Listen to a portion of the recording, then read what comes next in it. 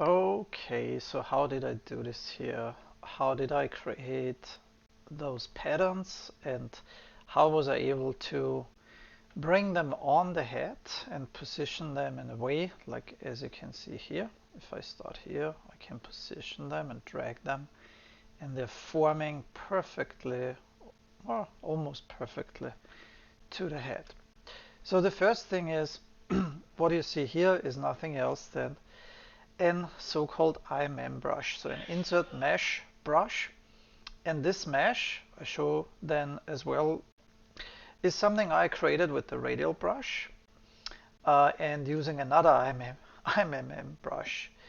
But basically this is an IMM brush. And once this is done, I changed in the brush settings on the brush modifiers the projection strength, and I brought this up to 100. Okay, so again, brush modifiers and projection strength.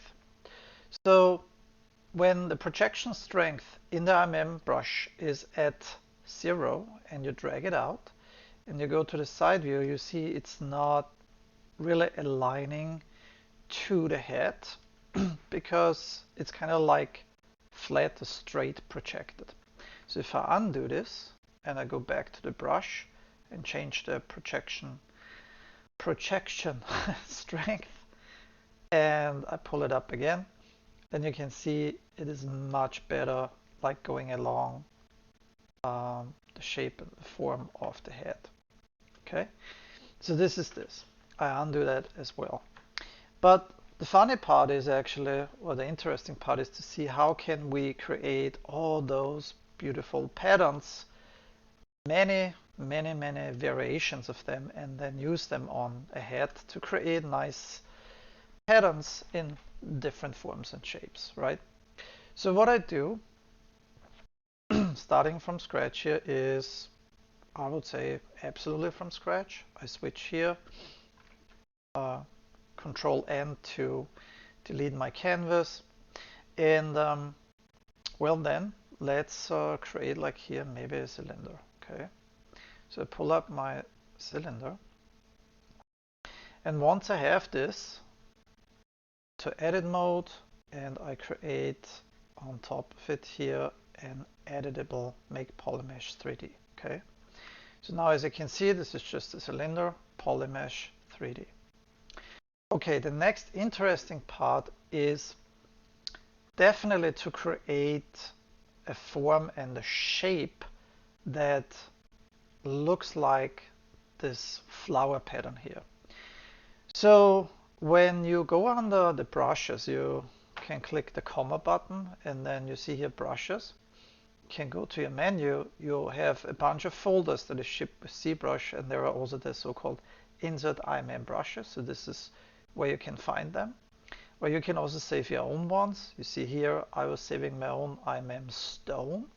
We'll get to this later. And of course, if you click B for brush, you can also find all the other IMM brushes.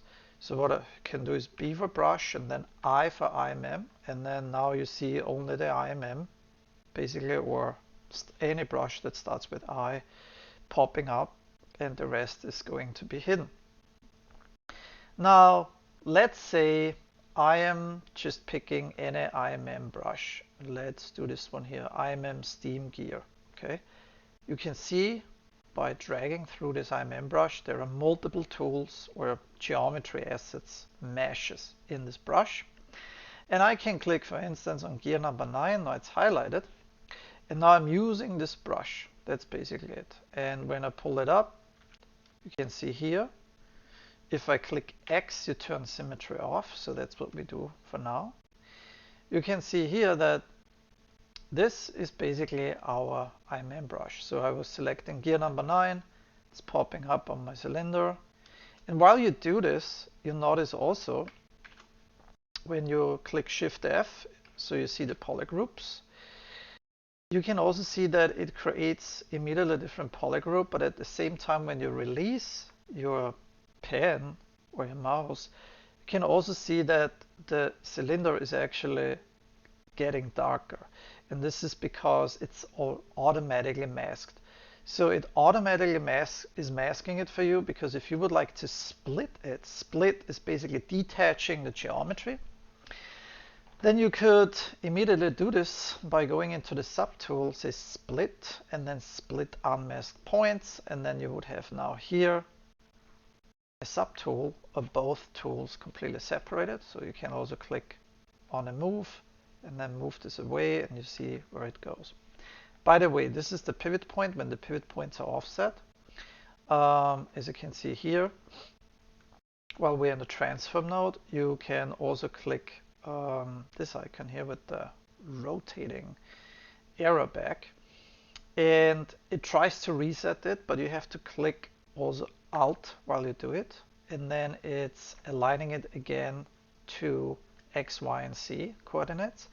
And by the way, in case if you don't know how to snap when you rotate, you click the Shift button while you rotate. So you rotate, and then you click the Shift button, and then it snaps into the views. If you don't know what view you are on, you see here the head, which is pretty nice. That shows you here clearly, like this is the front view, side view, back view, and so on, right? So this is pretty sweet here, so that you know where to navigate and how to navigate. So, of course, my subtool here, this gear, I don't need it. But by the way, you could also do here the same. Click Alt, click this, and you see the pivot point is automatically aligned. Beautiful, right? Now I can also hide the subtool. I don't need it. And let's say again, we want to center this. Click here, this little icon. And now the pivot point is exactly centered in the middle. And now we go into draw mode. So we go back where we can actually start drawing again. And think about it that we would like to create a pattern like what I did before. And maybe for this, I see here another gear. This looks pretty funky, gear 002. And remember, we are still in the IMM mode. So we have the IMM brush. And yeah, all it is like by default, the stroke or the brush settings, both of it, you drag it out and you see that you drag out this geometry. So, okay, now the magic, what I do, happens in the so-called transform node. And also I delete this here and show you where to find it. There is transform. And on the transform, you see here, you can activate the symmetry. You can also click X, and when you click X, you activate the symmetry. And as you can see here, when in the front view by default, we have now the symmetry activated, and now we have gear number 2, or 2 of those gears pulling up when you click drag, you see, because we have symmetry activated. But what is so nice about the symmetry activation is that we can actually also go on the transform again. And by the way, I drag this out here. When you drag something out either to the right or left, I like to drag it out on the right side. Then it comes to the top and it stays on top of it. So you always know when you go up. This was my main menu I was interested in working in, or I'm interested. So, okay, now here comes the magic. Under Activate Symmetry in the Transform node, you see here R for Radial Symmetry. Now when we click this, we can actually specify in what direction we would like to see the symmetry. So this would be 1 on X, but we don't want to have it on X, we want to have it maybe on Y. Because you can see now, when we have Y activated and a radial count of 8, we have now 8 pieces symmetrical laid out on this cylinder, right? So this is basically the first step, or like what you should learn and what you should know, how you can use the symmetry brush or the symmetry option or feature. Now, this is of course not the finishing process, because what I did in order to get this done is also playing with the brush itself and the stroke. Let me show you this. I turn off, first of all, the symmetry option, and then I go on the stroke. And in the stroke menu, you can see here now the curve function. And the curve function is similar to like splines you might know from other software packages. Splines or lines, and when you turn on the splines or lines or curve mode, in Zbrush we call it curve mode, then you can basically see when you do this, you can drag now a curve like a snake or whatever, right? So this is pretty cool. Depending on the draw size, you change now. Check this out. I make this larger. Now you see the gear is following that spline. What you can also do is, once you undo it in the stroke, you can also see here the curve steps. I could also do it smaller. They're intersecting, but they go very fine-tuned. Now they're intersecting, and you get this interesting pattern. Now, in order to create this flower pattern or this interesting pattern you saw on my hat, it's a combination of all those options. Okay, so first of all, we use an IMM brush. We select a gear. Then second of all, we activate under the stroke menu the curve option. I go back to one step. There are many other features and options, but I don't go into the details here because you have in curve options like band, band end, elastic. You have curve functions, which I don't discuss here right now either. And you have even curve modifiers where you can really go deeper into the curve features, the stroke options of a curve. Okay, but so far we are good. We can keep it this way. We have now, just to summarize, nothing else than an IMM brush. You can choose any object you like. Look, we choose this object here, or we choose this gear, right? It really doesn't matter. And then what we do is we go back into activate symmetry, and this is where the magic happens, because you can already see how many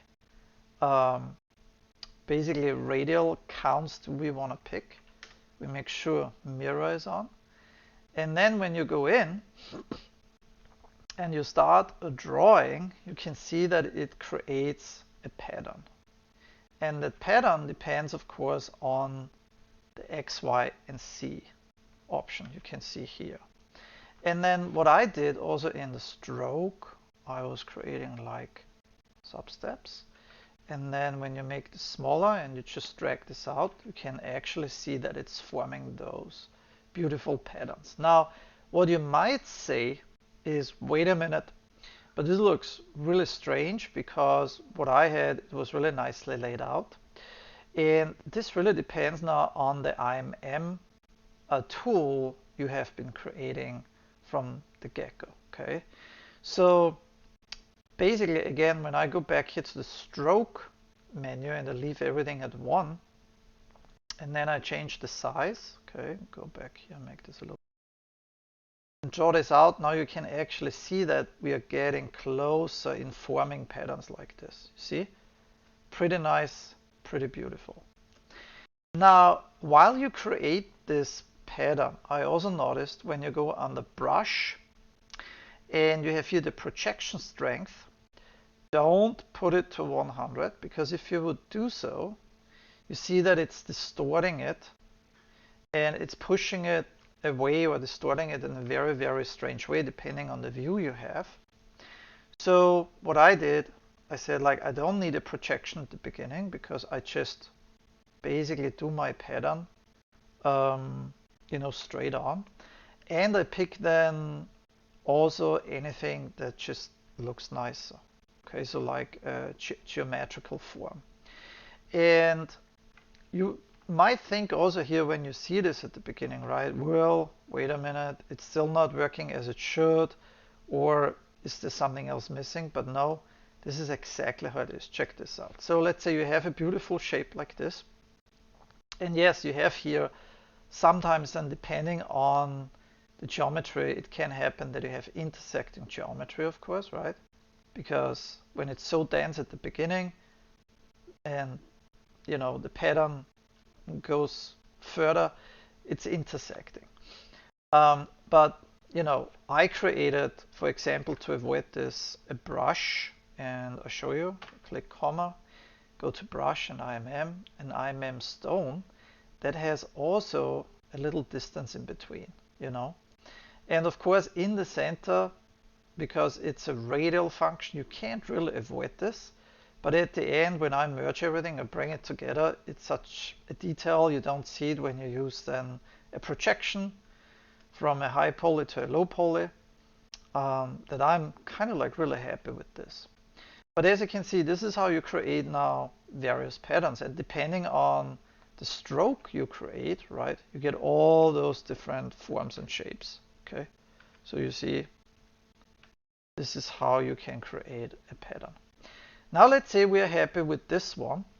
Okay, you see it's not projected on the cylinder, but we have one form.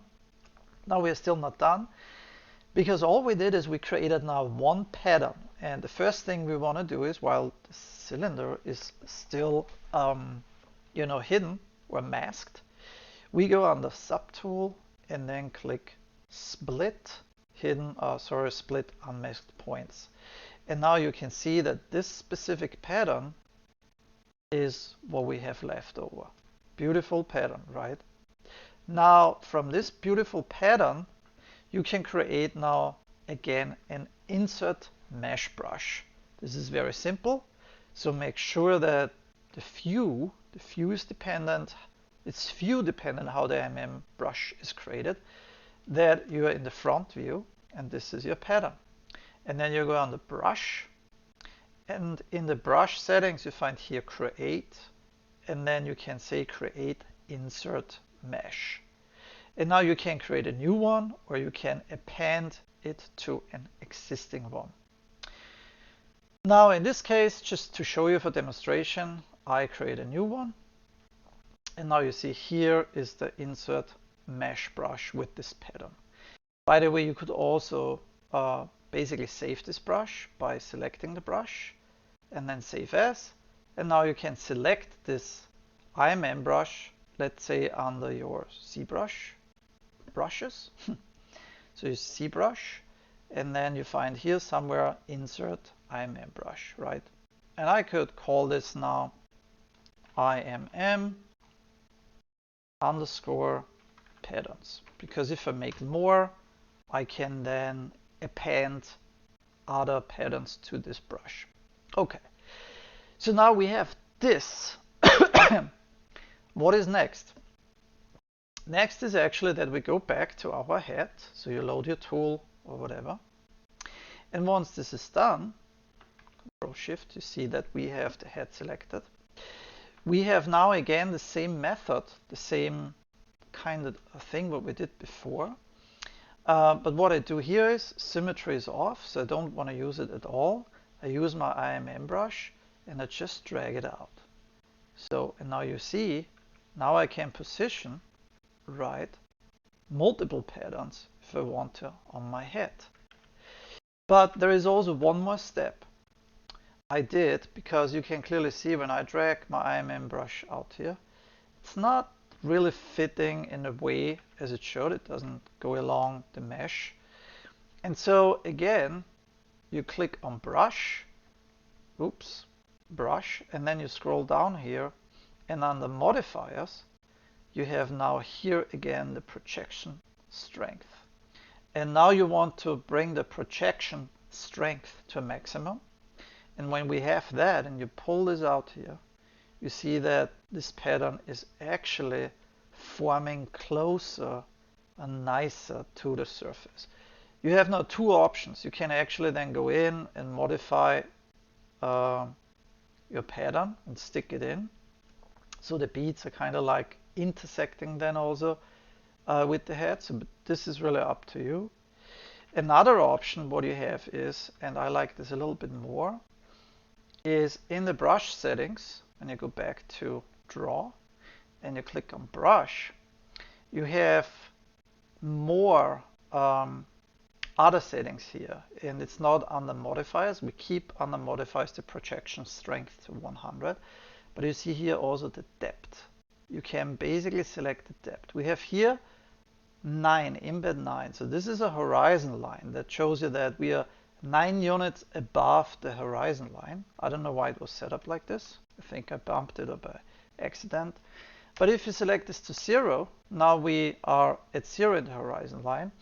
And when we go here back again and we draw this, let's see if this helped. And you can see now it's really nicely aligned.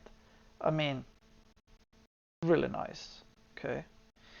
So this is how you can actually use it and do it. And then you can go and use this technique to create lots and lots of different patterns. And of course, again, when I do this in symmetrical mode and I do my head, right, I turn on X again, so symmetry. And then I do it on both sides, see, at the same time. And this is not really up to you. You can also subdivide then the head, that you get better positioning if you want that, you know, and create a duplicate of the first tool and so on. But that is really all up to you. And then you can have fun and design now your head, your own beads and forms and shapes. And yeah, have fun ZBrushing and designing. I hope that helps. And if you like it, and if this is helpful, then stick with me or subscribe or shoot me a message or whatever you like. Okay, happy pixeling. Take care. Bye bye.